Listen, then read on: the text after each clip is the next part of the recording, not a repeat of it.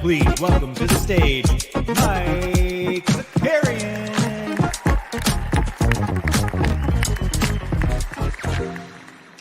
What's up, everybody? We're back. We're back with a fun one.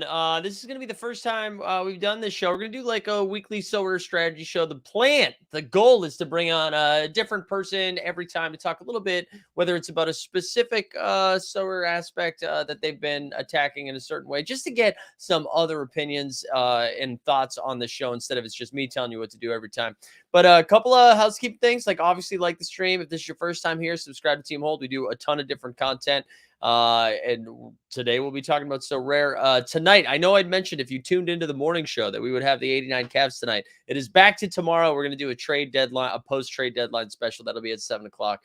Tonight we will have Shot Tank, though, over on Actually Jeb Bush's channel, talking both Top Shot and Sorare. So that will be a lot of fun. As always, you can find all of our links in the description, in the show notes, right? So you can find a link to sign up for Sorare. We got one for our Substack where we're putting out a weekly written piece. The Momentum Labs projections. You can join the Discord, join the VIP, join the watch party, all that fun stuff. All right, we did it. We got through the intro boldness. I was going to say bold, but we got to censor it because if I swear in the first 5 minutes, no monetization. Get off me, YouTube. All right, let's get into this. We're going to bring on Sorare NBA Squad, who has joined us before for Live Before Lock. We got him back on. How are we doing, man? I'm good. How's everyone going? Good, man. Good. Thanks for being down. We were going to do this yesterday. I appreciate your flexibility because your boy was hurting. So I appreciate doing it today, man. Yeah. Happy to be here. Yeah, let's so we were talking offline before we got going, and you brought up a good point that I think will help like lead our conversation because I've joked about this before where I was like every gallery tells a story is what I've said before, like when they're like, oh, what should I play? Well, it's like it depends what's in your gallery. Yeah. And you had mentioned pre-show being like, hey, maybe we should talk about just like gallery structure and how you go about completing a gallery, because I think that's useful not just for because you like as we'll talk about, you play a lot of the super rare contests, but I think that stretches across contests. That's not just for the high end ones. Like I think that's also true for rare and limited. So I'll let you like kind of kick this conversation off and we'll see where it goes. Okay, so I think the biggest difference in the super rare is obviously the supply is very obvious, but right. It's like the implication of that is you can't just go out and buy. You can't just buy the hot players. Right. You're already gonna overpay in rare and limited, but in super rare, like it's almost unattainable a lot of the time. Like you'll look on the marketplace, it'll be a $300 card, and the lowest ask is like $1,500. Yeah. And like maybe these people have room or whatever, but you don't even see like a lot of transactions on those cards leading up. So I think it's like really important to just kind of like be prepared to throw a roster out with what you have every week that can be like relatively competitive. Obviously, some weeks you're gonna have those like cheat code guys, and you're gonna look at your roster and be like, I really have a chance. And then other times it's kind of like it feels like you're kind of drawing dead. But the fun thing about this game is like even when you have these lineups that just don't even look that good, I've hit pretty big on like a lineup that I just had as like a throwaway. So just to launch into building a roster or building a gallery, I would say like there's a few main things that I had in mind, and one was to have like a wide spread of players. Like I don't want to just go all in on tier ones and I think like my main strategy or what I realized was that it's actually probably better to kind of go heavy into like buying tier ones and tier twos because those cards are extremely hard to win. The tier one, right? Like, because, Yeah. yeah, I was looking at that recently too with one of, because I had like a pretty solid finish. I think it was in the rare contender, and it was like, I think I came in like 65th, right? That's like 65th out of, I don't know, 1,500, 1,800, whatever it was. And that's a tier two. And I'm like, man, I really needed to smash to get a tier one. And it's hard to win those. Now, granted, that means you have to have the bankroll to do it, and which maybe that Yeah. makes sense to focus more on limited than on rare if that's where you're like landing. But our guy TST, he was talking about this the other day in our lab before lock. Like he went ham and kind of consolidated some cards to get a Giannis rare. And Yeah. he's like, because once you acquire one of those guys, like, yes, obviously it's crazy expensive, but you're like, okay, this is my guy. Week in and week out, I know I'm playing this guy. And then you can kind of build around that, you know? Yeah. So like I'd say like if for people who are trying to get started or even people who already have a gallery, the first thing you want to ask is like, do I have the top tier guys to compete? And you might not even like for my gallery, like I never bought obviously a Jokic or a Giannis or a Luka. I didn't even buy like well, I guess I bought SGA, who was my most expensive card. So like at first I was targeting mid-range guys because I didn't want to just like blow a ton of money. And I was picking guys that I like Garland, Mobley, a lot of these like tier two, tier three players. And I was planning to fill in with a rare Luka or something like that. Soon, like after playing, I started to realize, especially when they were going to change the requirements, that I was really going to need like one of those MVP guys. So I guess like what I'm getting to is like, even if you are on a budget, you still want to like, in my opinion, build from the top down. Even if you don't even plan to play champion, you want to build from like the top.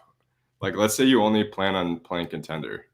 You're going to need at least like probably one tier two, maybe like a couple tier threes. So like I would say like for people to start targeting those guys first. Don't chase cheat codes. Like even if it's like you're just getting started, like probably don't just buy the guys that are like inflated.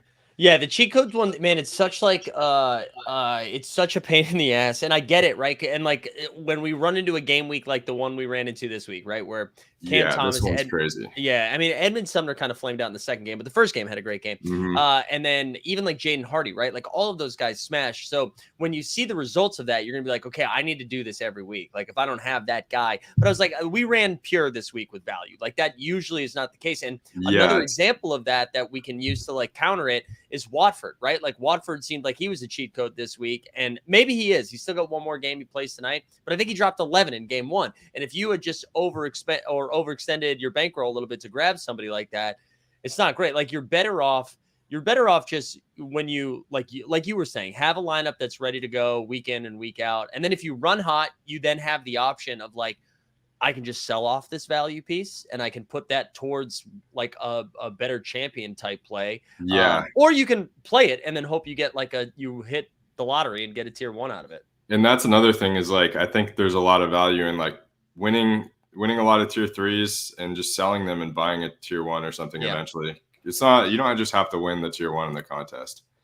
And so I think to get back to the cheat codes, the biggest thing, like, and it's kind of necessary and super rare to like have these guys before they become a cheat code. Because like you don't even, like I said before, you don't even have the option to buy them a lot of the time. Right. So pretty early on, I was like, I mean, as soon as they introduced the game and explained the rules and the cap and all that, I immediately started like trying to figure out who would become a cheat code. Like Tyus Jones, he was pretty obvious for me. I was like, Ja gets hurt. This guy's like amazing backup point guard. And then like you start to like, I picked out a few obvious guys. It was like Anthony Simons, like Tyus Jones, Campaign. Like I was thinking of like some of these guards that like direct backups. Yeah, and then I realized a little bit later that backup centers are actually very good too. Centers and point guards for me, because they have like the 1-to-1 trade. If a guy gets hurt, it's like they come in, they get 35 minutes. A wing player, it's not as easy. You can find some guys, but anyways, like the point I was getting is like you really have to like try to do some scouting, try to like understand who's going to become a cheat code. And I bought Tyus Jones about like 2 weeks after he had one of those runs. Right. After so his L10 was caps still inflated. Still kind of inflated. I got a super rare for like $350. It's going for like $1,000 now, because like people saw like a few times like what he does, and like he's been doing that for years. But years. Yeah. So like it's just like I think you want to target like 10 guys or so like that, and try to like get them cheap. Don't reach for them. Like if their auction's going and it goes high, like you don't need this guy immediately. Like these are guys that you just need to get eventually. Do you when you think a little bit, because with like contest selection, how does your gallery like inform what contests you're targeting? So if I have, the first thing I'm gonna look at, especially like with my team right now, SGA is almost always my MVP. Although I have Kawhi, who's been playing really good, and I have Kyrie, so it's kind of been like a little more flexible recently. But if SGA has one game, I pretty much like give up on champion. I don't give up. I mean, I still obviously have decent cards in there, but your focus is on the contender. Definitely focus on contender. That's the first thing. The second thing is to look at like look at the rest of your gallery, and like if you have like some really really strong plays on like a 9 or a 12, or like I had like Keita Bates and I had Utah. If you have two of those guys, the only way you're going to be able to put both of them in champion is if you have like Luka, Giannis, and like LeBron or something. Right. You need three. And there's one player in super rare. His name's UB85, and he'll throw out like 2 value plays and like Jokic, Giannis, and Luka. It's like, man, like almost every week. But it's kind of like, and I mean that's very very expensive to do. Sure. With his gallery, like he can have like those 3 guys and just stockpile like a ton of like T5s and just like run it all season. Yeah. And you don't have to, I mean, it's not that you don't have to make any other decisions, but like, I mean, that's like the benefit when you pay for one of those cards, like, cause I don't have, either in limited or rare. I don't have like a Jokic, a Giannis, or,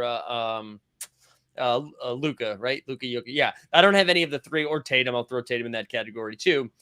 So my line of construction for doing champion has to be a little bit different. I can't really throw in these cheap guys with those 3, with those stud, because that like, I know I'm running up against those monsters, right? So mine ends up being a little bit different, where it's like a LeBron and then, Sabonis. It's like a 50 or a champion. I mean, an MVP, excuse me. And then it's like 40, 30, 30, 30, something like that, right? Like where I have to go more balanced almost. So this strategy, I was just saying, it's interesting, but it's obviously like very expensive. Yeah. And I mean, I think it's expensive, but also like, it probably pays off in the long run. But for people who like don't have the capability to do that, I was gonna say like a strong alternative is to like buy a lower tier but still like serviceable MVP, like go with a LeBron or like a Durant or like even something. Like Randall's been doing it this year. Yeah, like just someone you can get for like 10% of the price of like a Luka. Yeah. And then you want to buy, like, if you're on a budget, I'd say you want to focus on guys between 20 and 40, because that's going to be like very interchangeable. You're always going to be able to fit guys in. And like some weeks you might be pretty screwed. You're up against Cam Thomas and like whatever. But like a lot of times there's just not like super heavy value across the board, and you're just going to throw 4 guys out there that fit the cap, and like you might just hit. Like I've had some pretty like weird lineups, just like I got like a 50-point game from Malik Beasley that like won it for me. And there was no reason, like he wasn't starting. It was just like he hit 10 threes or something. So if you just have like, 10 to 20 cards between 20 and 40, you're almost always going to like throw something pretty decent out. Yeah, I know that's kind of what my approach has been for limited contender. I mean, limited champion. But that's how like to kind of go back to like gallery informing like contest selection, because it's funny. Like rare contenders always like my first focus in the rares because I don't have like enough solid rares to build out a Yeah. champion. But with limited, I have more options and it's easy. And like so, I'll put my focus on the limited champion next. But I wanted and we can kind of get back to like gallery selection as well. But one of the things I wanted to talk to you about, because we were DMing about your lineups at the beginning of this week, and you had I don't even know if you have if you want to share screen to show your squads. There's a little button there at the bottom that says like present that will allow you to share screen, and you can see it beforehand. But what I thought you did something interesting where you focused on the olds, you focused on the veterans lineup this week, which was funny because I've been like filling those lineups in last for the most part because of like how many enter versus how many rewards are in there. But I thought you had like an interesting theory around it. We'll share your screen now so they can see the squads. But talk us through that. Yeah. So the reason, so I was looking at my lineups this week, and you can see my veterans lineup, and one of the first things is that I don't have like any good cheat codes. I have like Watanabe, I have like Bates Diop. I have like guys that kind of like were good cheat codes and their L10 just got too high. Yeah. So like I don't really like my rosters or my lineups this week that much. And a lot of the guys I had playing, if I were to like, I'll usually mess around in the roster builder and like build a lineup, throw it away, build a lineup, throw it away, like kind of just like see all my options if I were to prioritize each one individually. And I ended up with a lot of my veteran guys like in my strongest lineups. And I see the veterans contest and I was like, oh, only 5 rewards. Like this kind of sucks. But the prize pool is decent. Yeah. They just cut out the tier 4s and 5s. And I mean, I think in the contender champion, like top 13 or something like get tier 3s, but it's not that much worse. And the entries are like really weak. I mean, this guy, YNWA, he is like a whale. He has a good lineup. Like, yeah, he's probably gonna beat me unless Kyrie and Paul George just like go off tonight. Yeah. I have like a 70-point differential, and I have Kyrie yet to play, and then Paul George has like he's got like a 50, right? He's got a 43, so I have a chance to win the whole thing. Like if you look at this contest, this is a strong lineup. This lineup doesn't have a legit MVP. Right. Second place. This lineup is fairly strong, but he played Udonis Haslem. Well, wow, yeah. And well, I think that goes back to, it kind of like counters what I was, or not counters, but it like goes hand in hand with what I was saying, right? Where I've been like focusing, all right, let me get my limited champion lineup in, let me get my limited contender lineup in, and then whatever I have left, I'm gonna throw into the Eastern Conference or whatever, you know what I'm saying? Like I'm doing whatever I have left. And I think a lot of people take that approach. So by angling it almost and being like, well, what if I put in a really competitive, it's going to be easy to have a shot at the top. I do love you took a little risk there getting Kyrie in, hoping he plays, but it looks like he's going to go tonight. Yeah, there was a report that said like even on Monday it said expected to play today. So yeah, I just rolled with it because I didn't have any other option. Right. If I didn't play him, I was gonna have leave 20 points on the table. So so yeah, like I think my thing was kind of like people are gonna punt away this lineup. Like you see 5 rewards, like no one's gonna try. And like as you saw, like scrolling through, I mean the guys in the top 5 or whatever like have decent lineups, but even this guy, like he doesn't have an MVP. Like he has Vucevic. Right. Right. But just to be fair, Vucevic went off, but yeah, like I think if you look at a lot of these lineups, they're just like a lot of them are probably leaving a decent amount on the cap. And absolutely right, because it's leftovers. And I mean, I ran pretty good in the first game with Reggie and Batum, so like I'm actually going to the game tonight. So are you? Yeah. Who are they playing tonight?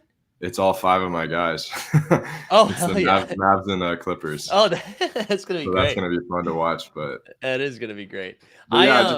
It's funny because I ran into a similar thing, and I'm forgetting that I even did this. But when they did the underdog contest, I did the same thing where I didn't really love my contender lineup, but I had two almost of those cheat codes, and I was like, what if I put the cheat codes in this lineup? Like if I got these like really low cap guys, and it's the same thing because everyone else is just throwing their garbage in there, and it's like, well, I'm running out like a pretty decent squad now if I run Yeah. good. I So was a little bit scared to do that in Super Rare because I know there's a few galleries that like there's one gallery that bought like every rookie, and like those ones are tough because a lot of the rookies are like usually the guys that can pop off. Yeah. But that's one thing I was gonna say though, coming back to like why I picked veterans is like not only did I not have any cheat codes this week, but like the cheat codes were really, really strong, and none of them were older players. Right. So like I'm looking at Momentum Labs, and like Batum was like a relative cheat code in like veterans.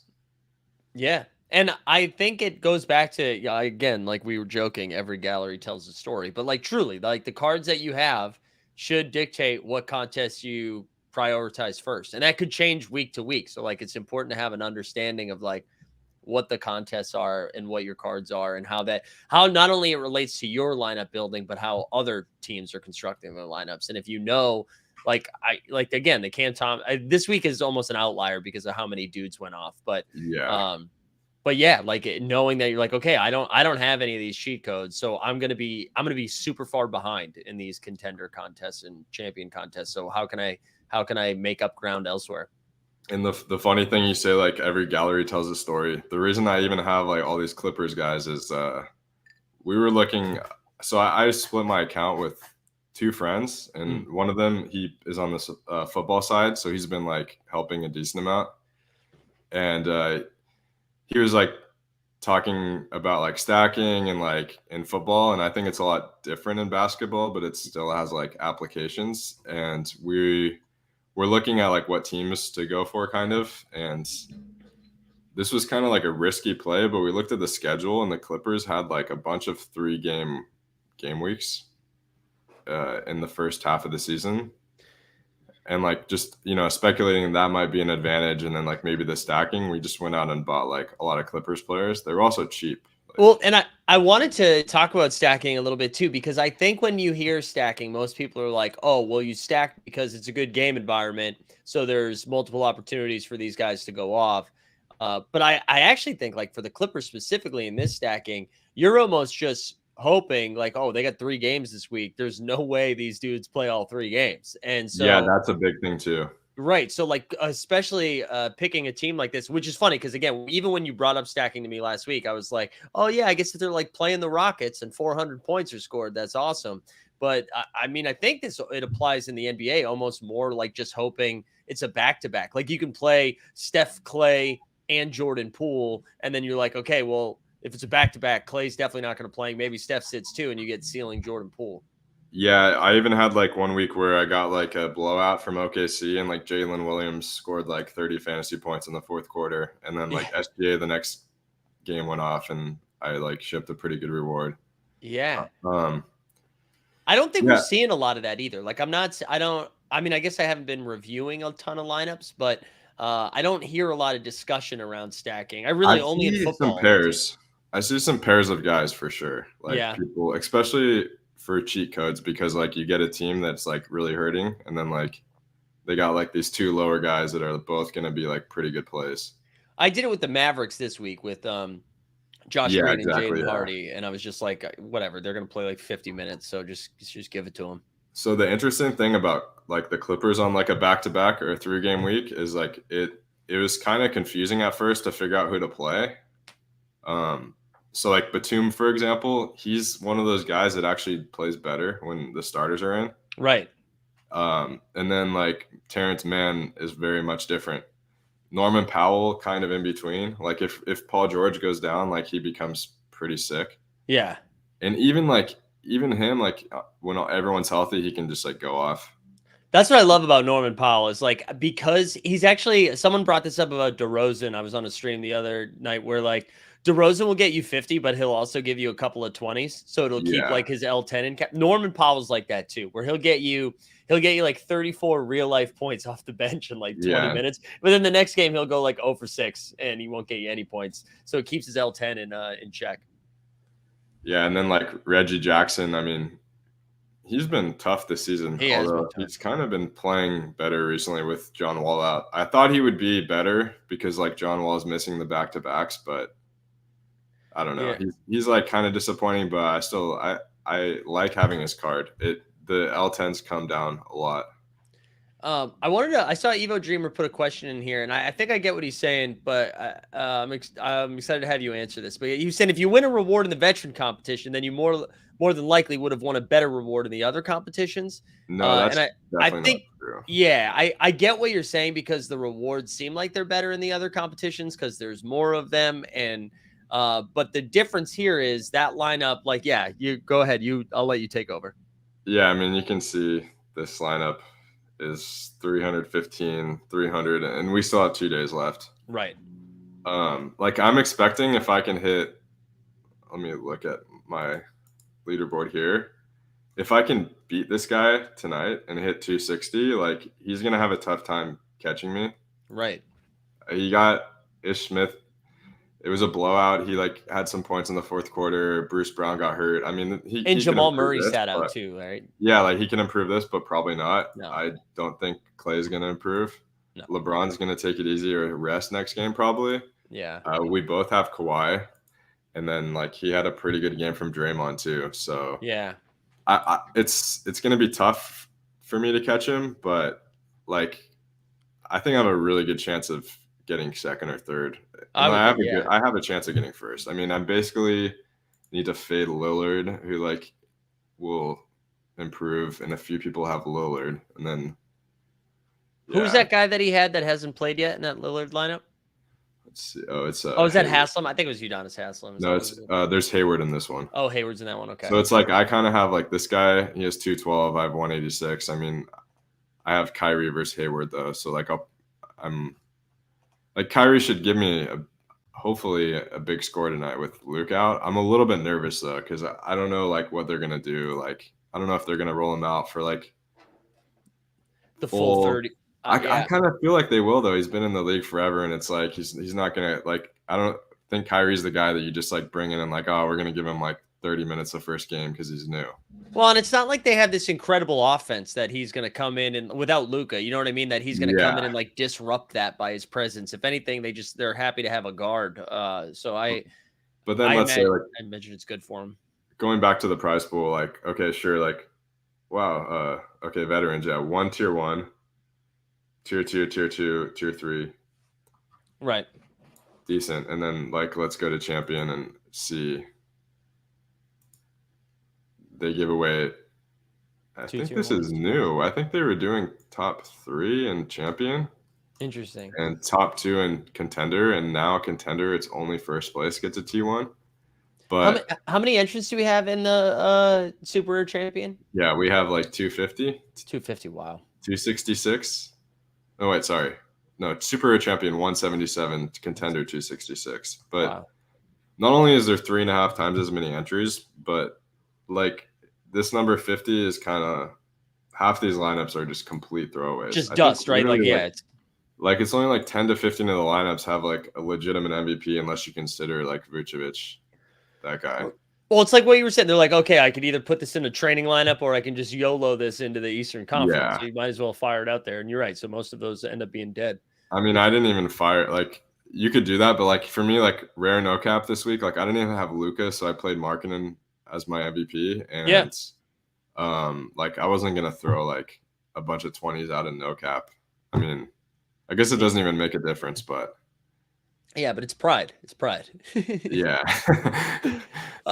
Is there? I wanted to ask you this too, and I didn't prep you for this, so don't worry if you don't have an answer. But is there anything like you were doing early on that you have like realized was a leak in the game, and you or have made any adjustments, like a strategy that you were like, oh, this is how I'm going to approach stuff, and then as time went on, you're like, oh, I shouldn't do that. That was a mistake.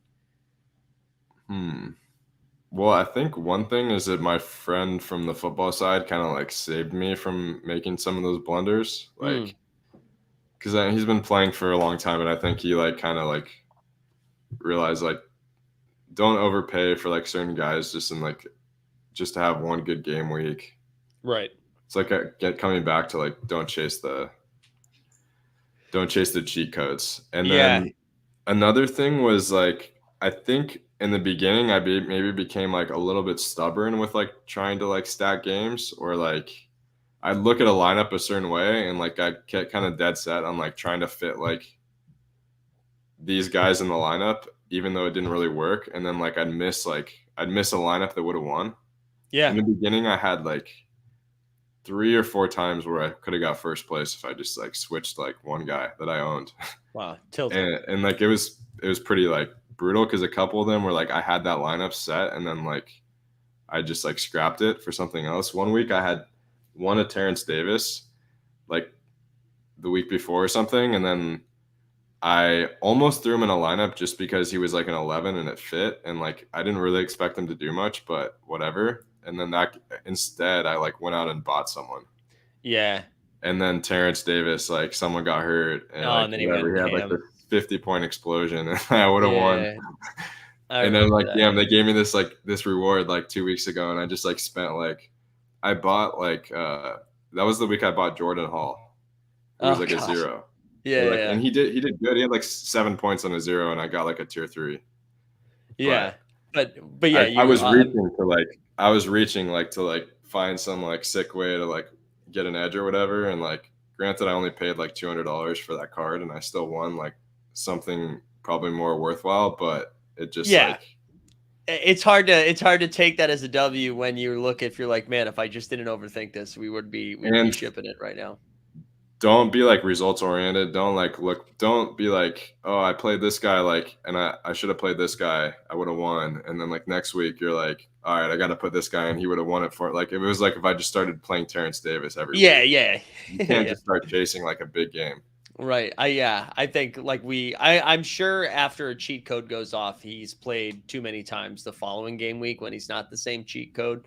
I mean, sometimes it works, but like, yeah, I feel like it's obvious, when it's like, okay, this guy's still a good play. Like, right. And then it's like, if you have your guy that's like a 30 and he just gets like a 60, it's like, he's not going to make 12 threes or like gets 4 steals and 2 blocks the next game. One thing that I was doing early on that I finally like forced myself out of it. I was just like, okay, I'm going to focus on this lineup first. So say I'm just for like the contender, and I would build the contender and then figure out the rest. And what I've started doing now is I'll use limited as the example since I have more cards over there, is I will build the best possible limited contender lineup I can. And I'll look at it and I'm like, okay, how does this have a shot at competing? Do I like this? Okay. Then I'll delete it, start over, do a limited champion, and build the best possible limited champion, and then kind of go from there. Like, what do I think has my best shot? If I had all the cards available to me in my gallery, what is the best shot? And then go from there. Like, take the one that I like the most out of all of those, instead of just being like, well, champion is the best reward, so I need to go after the champion one. Well, like maybe I can build a contender lineup that has a better shot. And so that was something that I had to like really force myself out of, because I was focusing on the same tournament first and then going from there. Yeah, this is a bad example because my lineup this week sucks, but like this is a week where I didn't have my Luka, or I mean I have Luka for rare, but he's not available, so like definitely a good week to prioritize contender. And I do a very similar thing where like you'll make one lineup, like make your best lineup with everything available, and then just delete it and like go into the next contest. Cause like, yeah, if you start seeing what you can build with your leftovers, you might not realize like some combination that you had. Exactly. And I'll actually pull it up right now. So I'm going to share my screen here for a second, because I was pretty stoked for my, I like originally put, I actually ended up getting a second Jaden Hardy. So after we talked about how that was stupid to not chase, I ended up chasing for a second one. But originally, when I was looking at my limited champion lineup, I was like, okay, I had put both Hardy and Watford in this lineup, so I was going to try to get like as much ceiling as possible. And then when I looked at my contender, I was like, wait a minute, I could fit in Jaren Jackson Jr., Porzingis, who I like. Porzingis dropped to 30. He hasn't done that in like a month, but I was like, I can get 2 of these guys in a contender. Josh Green, who I really liked, and if I get these ceiling games from Hardy and Watford, like I can just straight up win contender. So I ended up putting more of my focus on building my best contender lineup over my best champion lineup. Um, Even though like the champion lineup's doing fine too. Like I still have Jamal Murray to play one game. Maybe I get a little bit more out of Wiggins, but this felt like my best shot at it. So that ended up being the lineup that I built or submitted first because of that. Yeah, and then like you can always the contender is probably the prize pool is bigger, and like you have a better chance to like win a card there, especially if you don't have maybe the strongest gallery. You have like a chance to win cards there that are gonna eventually win you in champion. Right.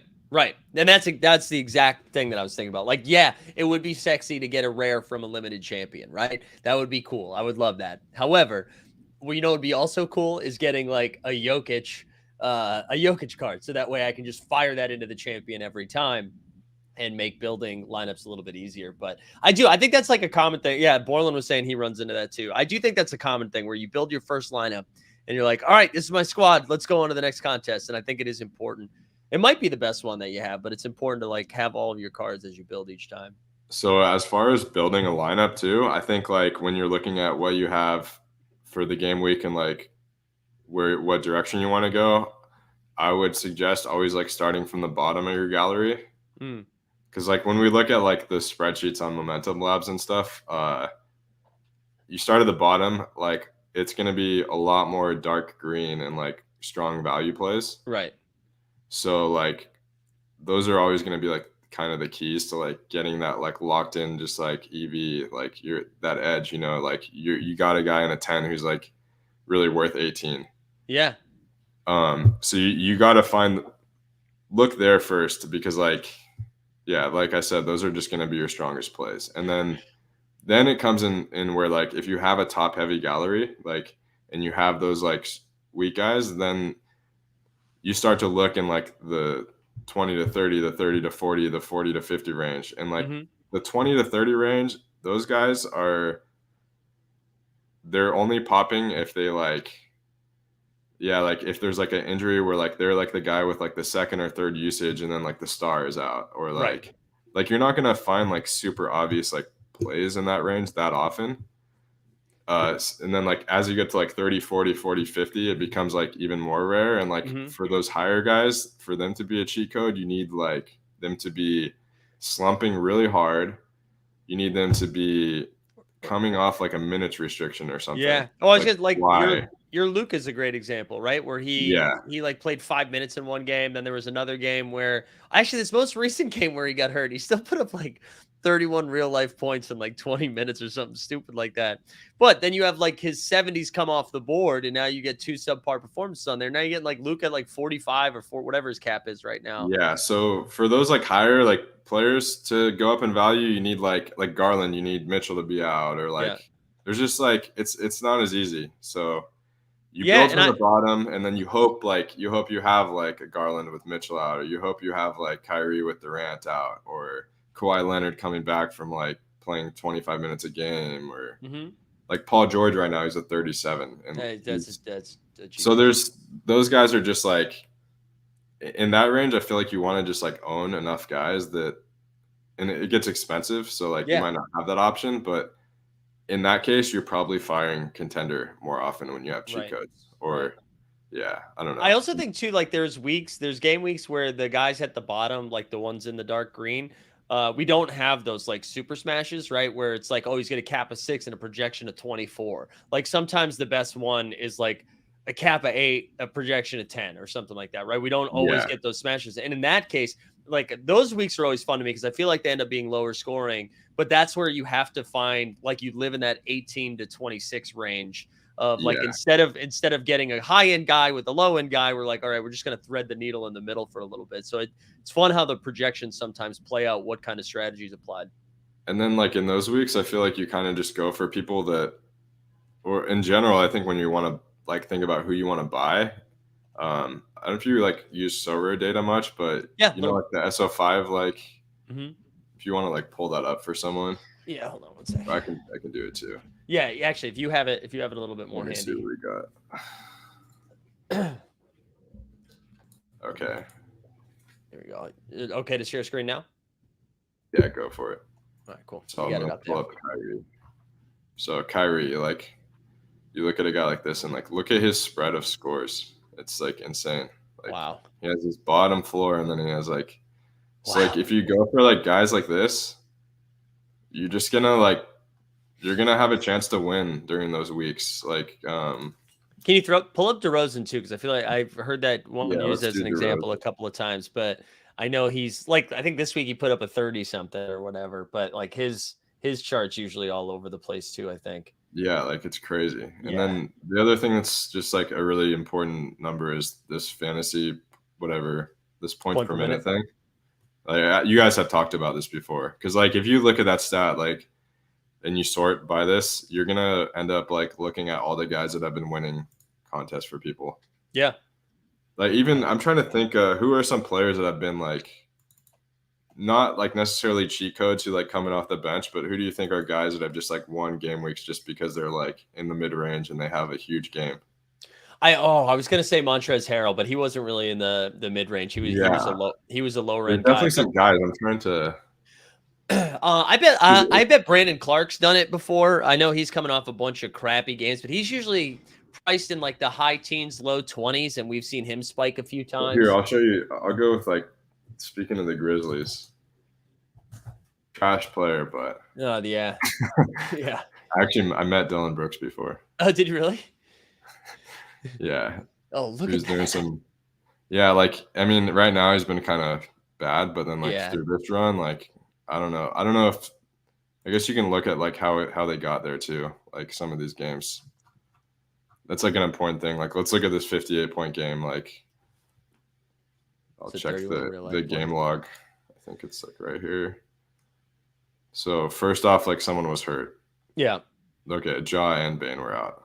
So that's probably not like a great example, but like I'm sure there's some games like maybe this one. Same thing. Jaws out, but still like I've actually never messed around with this. This is pretty cool. I didn't know they had this on here. Speaking of the devil, Andrew Laird in the chat right there. What's up, Andrew? anyways, yeah, like I think this spread of points, like this graphic is something people should be looking at. Like Yeah. going for volatile players when you get those weeks where like you don't have a cheat code and you're just kind of relying on like variance to get you there. We love variance. We love Gotta variance. love variance. All right, man. Well, I think we're gonna call it there. This is dude, this is great. I really appreciate both like you coming on, but also I feel like we've had a lot of good chats offline too. Yeah. And it's great hearing people who are playing different contests and like what their experience has been and how they've been approaching it. But we'll have to get you back on live before lock, and we'll have you. I don't know. Well, we're gonna have to have you report back after you ship it with Kyrie in the Veterans Hopefully. tonight. And should we send anyone, send people anywhere to come find you? Is there, you got anything, a plug section of the show? Nothing yet.